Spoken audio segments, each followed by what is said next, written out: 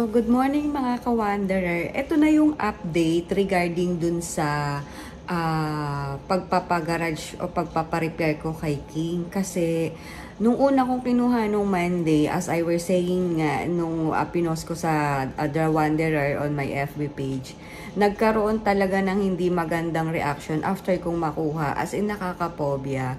So, ibinalik ko yung sasakyan, and afterwards, ayun, naging okay na naman. Unfortunately, hindi talaga nila inayos yung paggawa. Hindi naman actually gawa nung may-ari, but then gawa nung technician. So, somehow, syempre, part of income, siguro talagang hinold nila para ipagawa ko ulit. Ang unang ang sinabi is, it's not part of the quotations. But then, somehow, kung alam mong affected siya dun sa pagbabago o paglalagay mo ng panibagong spare parts, dapat inaayos mo yan to think ng kung ano yung kalagayan ng driver. Kasi as a driver, tulad ko, babae, buti sana kung meron akong basic knowledge with regards dun sa maintenance or dun sa sakit nung sasakyan o kung ano man yung mararamdaman mo sa sasakyan, di ba? Unfortunately nga wala, dahil lang alam ko lang mag-drive. Hindi naman ako mekaniko para isang lang nung sasakyan, alam mo na kung ano yung sakit, hindi ba? So, as in talagang pinagalitan ko talaga yung technician. Thus, despite of, okay naman, hindi naman siya nakipag-argue at kumbaga, ininsist yung kanyang point of view na somehow hindi niya ginawa kasi ganun. Hindi na siya nangatwiran. Ang sinabi nga niya, ang mistake talaga niya is yun nga, isa pa yon na inamin na naman niya na hindi niya tinest drive yung sasakyan kasi siguro very confident siya na okay na yung ginawa niya. So hindi na niya tinest drive. Nakita ko rin naman kasi parang wala talagang bawas dun sa gas nung binigay ko yung sasakyan sa kanila. So, ayun, afterwards, kinuha nila, tinest drive nila. So, naramdaman talaga nila yung shaking. Alam nyo ba yung feeling na yung magta-transfer into Bumblebee? Yung parang ikaw yung driver, tapos bigla mong naramdaman na biglang umalog yung sasakyan na hindi mo alam kung ano yung gagawin mo. Tapos nag-transfer to Bumblebee. Ayun talaga, as in yun talaga yung naramdaman ko. Tapos parang feeling mo, mangangalas yung mga spare parts. So, during that time, nasa express pa naman ako noon. Buti na nga lang, during that time, hindi ko pa talaga ini-speed ng bonggang-bongga yung sasakyan. Inano ko lang siya,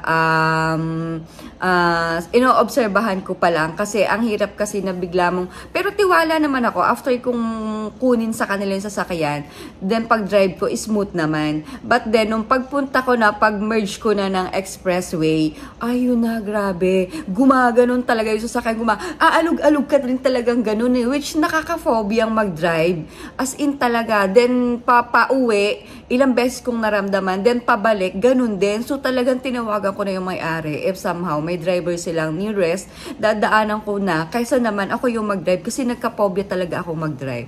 But then wala, ayun, chinaga ko na, instead na makarating ako ng within 30 minutes or 15 minutes, somehow ganun, nakarating ako ng isang oras kasi yung speed ko 20-40 lang talaga. Pag dumating siya ng more than 40 na lubak, ayun, magi-start parang yung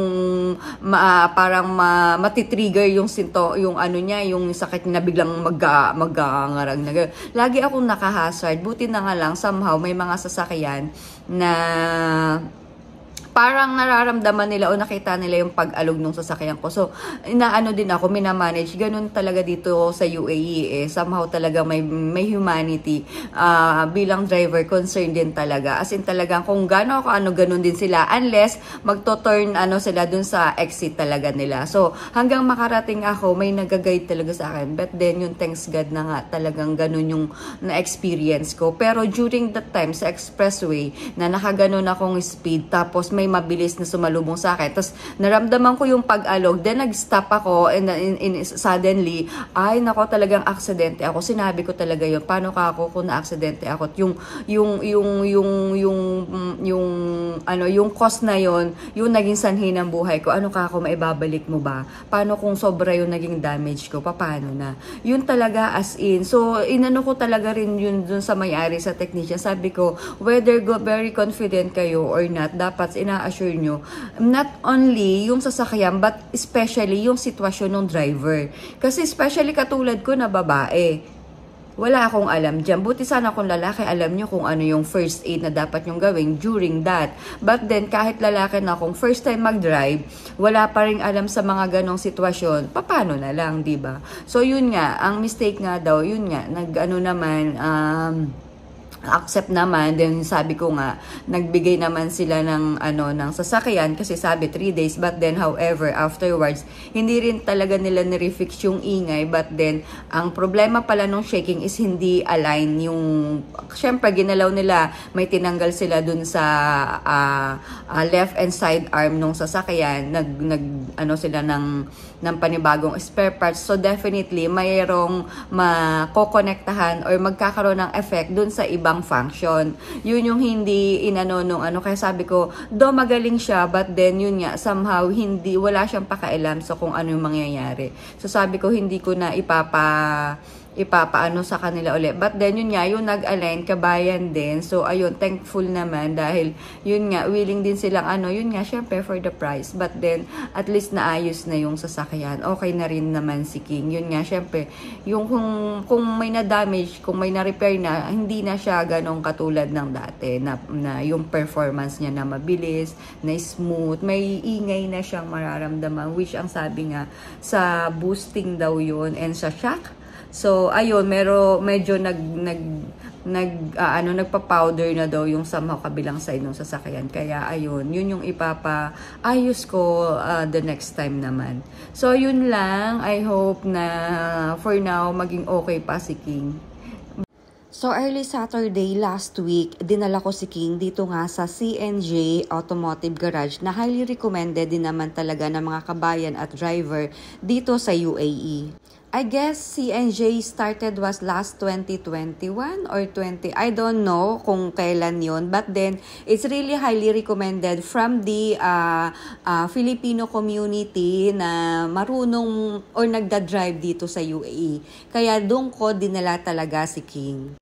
At dahil maganda naman ang pakiramdam ko pagpasok ko pa lang at pagkausap ko pa lang doon sa may-ari, kabayan din kasi ang may-ari eh. So iniwanan ko si King at ayan nga, dinala ko sa kanila at hinayaan kong i-fix nila yung complaint ko nga. C&J Automotive Garage actually located in Ras Al Khor, and from there nagtaxi na rin ako para umuwi kasi nga iniwan ko na yung sasakyan by the approval ng boss ko. So along the way, ayan yung taxi, dadalhin sana ako sa metro station. Unfortunately, mas malayo pa pala yata yun, so pinadirect ko na dito sa Al Riga. The reason nga na dinala ko si King sa garage is because of the leakage at the same time, yung pan belt na natutuluan nung oil, kasi oil leakage siya yata from the engine. So, yun yung pinaka delikado daw na dapat nang ayusin. And naayos naman. As you can see, nung dinala ko, yan yung ipinakita sa akin. Talaga nila, sinilip nila at nakita na nga nila yung leakage. So, yung leakage daw at saka yung arm ang dapat nang palitan. As you can see guys, ayan oh. So, ayan yung mga dapat nang i-fix. So, sabi ko, sige, okay, pina-approvean ko kay boss. Then, iniwan ko na nga yung sasakyan as I were saying sa kanila. Sinendan ako ng video, ayan, as you can see guys, na ina-share ko na rin naman. So, tuwan-tuwa ako, sabi ko nga, ayan, meron na pala akong kabayan, at least kabayan nga, na mapagkakatiwalaan sa pag-aayos ng sasakyan, na hindi ako tatagain sa presyo. Kasi, dahil nga medyo hindi katulad ng ibang sasakyan, yung dinadrive, dahil very pricey daw talaga ang pag-maintain nitong sasakyan na to. So, ayun, by the approval of my boss, nag-provide sila ng quotation and kung ano yung mga spare parts na dapat palitan. Tuwang-tuwa talaga ako kasi ayan nga, dun sa as per nung ginagawa nila, nagsisend talaga sila sa akin ng mga video kung ano yung dapat. At the same time, yung spare parts na ipapalit nila, sinend talaga nila sa akin. So, on Monday, finalo up ko kung okay na ba. Sabi nila, ayun din nga daw okay na. So, tuwang-tuwa naman ang lola nyo. Sabi ko, after office work, pupuntahan ko na. So, on Monday, kinuha ko si King sa kanila. Nagpunta ako doon through commute. Medyo malayo talaga at pag hindi mo alam ang daan, as in talagang matataga ka ng taxi. So, ang ginawa ko, nag-commute ako, nag-bus ako at chinek ko talaga kung ano yung bus na masasakayan ko sa kanila. Ang advice was yung papunta talaga sa Ras Al Khor, talagang lilibot siya within that area is X64. Unfortunately, hindi agad dumating at parang alas 4 na, hindi pa yata dadaan. Kaya ang other option ko during that time was itong bus route na number 53 na yung dead end, dun din ang dadaanan niya. So si X64 at saka si 53, dun sa station na bababaan ko is magtatagpo lang din. So ang ginawa ko, sumakay na ako ng bus route at number 53 at ito nga yung nadaanan ko. So ito, na-share ko na to kaya medyo ikakat ko na siya dito. You can check on my YouTube channel at Ria the Wanderer for the route of bus number 53 going to Ras Al Khor na parang ang pinakang dead end niya is vegetable market sa Ras Al Khor. So heto na nga ako inside of the bus number 53 going to Ras Al Khor. After konting video, konting chika, dumating na ako sa C&J Automotive Garage in Ras Al Khor para nga kunin si King. Mga around 4 PM na ako nakarating dito. So ito nga yung kanila garage, and you can Google Maps as well kasi sa Google Maps lang din ako nakadepend dun sa kanilang exact location. So here we are, kukunin na natin si King para ma-test drive. Tuwang-tuwa talaga ako during that time dahil at least after 3 days nakuha ko na si King. At yan nga si Musharraf na chief mechanic nila na nag-ayos nung sasakyan. Natuwa nga ako dito kay Kuya kasi super talagang inaayos niya talaga yung sasakyan ng hindi basta-basta lang. You can trust si NJ naman with regards nga sa mga maintenance related sa mga sasakyan. Kasi as in, kaya naman nilang gawin. Compare dun sa ibang garage na na-experience ko, I better suggest and recommend si NJ Automotive Garage. Despite na may na-experience ako, actually, inayos naman nila at inaccept naman nila yon. Anyhow, it's part of. So, kahit papano, naging okay naman na yung sasakyan. Ayan, pinakita nila sa akin yung left and right arm ng sasakyan at saka yung palm belt. Ayan, moving na daw siya kaya daw maingay. Somehow, loose na daw talaga siya at talagang kailangan na talagang palitan. Kaya ayan, yan yung pinaltan na left and right arm. Plus, ito na yung palm belt na actually is problema daw talaga at napuputol na rin. Buti na lang naagapan, as you can see, putol talaga siya. So, surprisingly, ayan, malinis na ang ni King. Tinanggal na nila yung alikabok at ayan, vinidyo ko rin yung parang nararamdaman ko na somehow talagang umiikot is parang loose na. So malinis na yung harapan ni King at tuwan-tuwa nga ako until tinest drive ko siya mula dun sa kanila hanggang sa amin. Imagine, from 4 PM, gabi na akong nakarating ng bahay kasi as in na-experience ko talaga yung pag-shake nung sasakyan after kong makuha sa kanila. Nakakainit ng dugo, ng kalamnan, mga balon-balunan. But however, wala naman tayong magagawa kung pauunahin natin yung init ng ulo. So, ayun, kinausap ko yung may-ari, tinawagan ko in the middle of the road na sabi ko, yung sasakyan nagsishake. So, akala ko, reaction lang yon after mapalitan ng spare parts, which hindi pala. Kaya, nalaman ko lang din at the end nung scenario, nung pag-repair ng sasakyan, dahil hindi pala naka-align yung mga tires ko sa unahan after nilang i-refix or i-install. Ayan yung warning at pakinggan nyo kung anong update ko during that time. Ayun, wala namang complaint. Sabi nila ay i-check daw nila. Siguro i-request ko if may mga nakatirang tauhan sila dito sa Riga na sumabay sa akin just in case. So ayun lang, tingnan natin till tomorrow kung ano magiging update dito sa sasakyan. So, Tuesday morning, dinala ko ulit at ito nga, ibinigay nila sa isang garage na nag-a-align naman ng sasakyan, which is itong Cortez Garage. Dito rin sa Ras Al Khor na halos parang sister company rin ng C&J Automotive Garage. So within that day, naayos din naman yung sasakyan and pinahiram naman ako kasi sabi nga as advised 3 days daw. But then ayun, alignment lang yata ang naging cause ng pag-shake ng sasakyan. But then despite ng pag-align, balancing, lahat-lahat ng ginawa dyan, may maingay pa rin talaga. And afterwards, sabi ko nga, medyo pudpud na yung sa unahan. Pinani-request ko after ng balancing na to na palitan yung gulong from dun sa front to back. So, kaya pinagpalit nila yung sasakyan. Naging okay. Ang sabi okay naman. But then, early morning ng pagda-drive ko today, Wednesday, may maingay pa rin talaga at saka yung pag-arangkada. But then, habang tumatagal, umiinit yung engine, nagiging smooth na uli. So, nung tinest drive namin yan, okay naman na. Ang smooth at ang gaan na. Pero hindi ko alam kung bakit pag malamig yung sasakyan sa umaga, nahihirapan, ang hirap talaga niyang umarangkada, then ang noise nandun pa rin talaga. But overall, okay na rin naman. So, heto, inanuhan ko rin ng video para ipakita sa inyo kung ano yung binalance at ginawa talaga dito kay King. So anyhow, sa quality ng trabaho, okay naman ang CNJ. Siguro hindi lang talaga napa-proper check before the turnover, kaya nagkakaroon ng ganun experience. Siguro, sabi nga no mayari, it's their first time na may bumalik na sasakyan sa kanila. So, anyhow, yun lang. Ang mali ng technician, hindi talaga niya ni-road test para malaman kung maayos ba yung takbo. But then, overall, okay na. Afterwards, nakuha ko na si King at today morning, na-drive ko na rin. As I was saying, yun nga, medyo noise pa rin pag malamig ang engine, pero pag matagal mo na rin, nagiging smooth na naman ang takbo niya. So, yun lang, mga ka-wanderer, ang final update ng aking sasakyan. So, hopefully, maging okay na rin naman. But then, ayun, sabi ko nga kay kuya, sabi ko rin din sa mga kabayan na sa kanila ko na lang ipapa-recheck up even dun sa CNJ despite na nangyari. It never avoided naman na may ganon dahil hindi nga nire-retest. So, okay na rin naman yung service nila at the same time, hindi sila ganon hindi sila too pricey.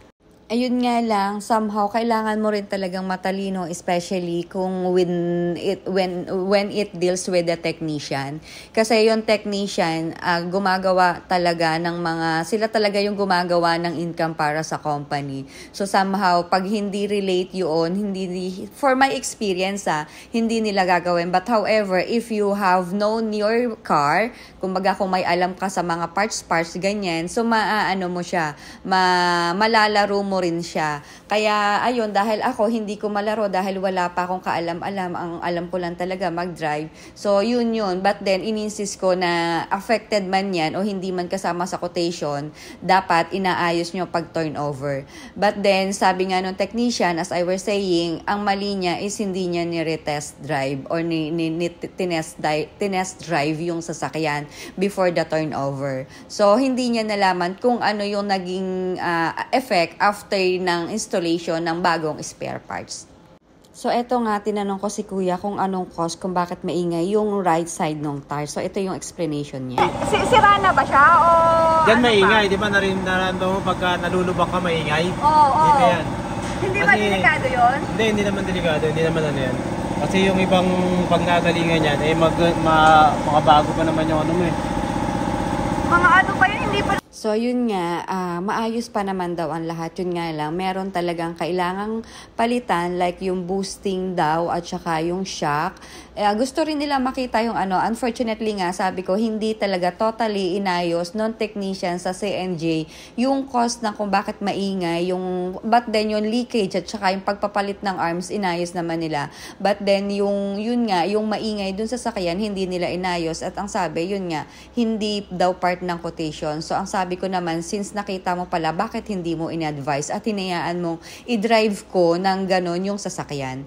Then, ayun, dahil alam naman yung mistake, so nag-accept at in-assist naman nila ako sa huli at inayos naman nila yung service nila. And afterwards, ito, kinuha nga, ini-align, binalancing yung wheels, yung tires, at naging okay naman na si King. Somehow, yun nga lang sa umaga, after nga ng repair nito, early in the morning, ganun pa rin talaga siya pag malamig yung makina. Pero pag mainit na, ayun, smooth na uli. Hindi ko alam kung bakit. So, yan yung additional na i-check ko kay kuya dun sa technician kung bakit ganon yung situation ng sasakyan.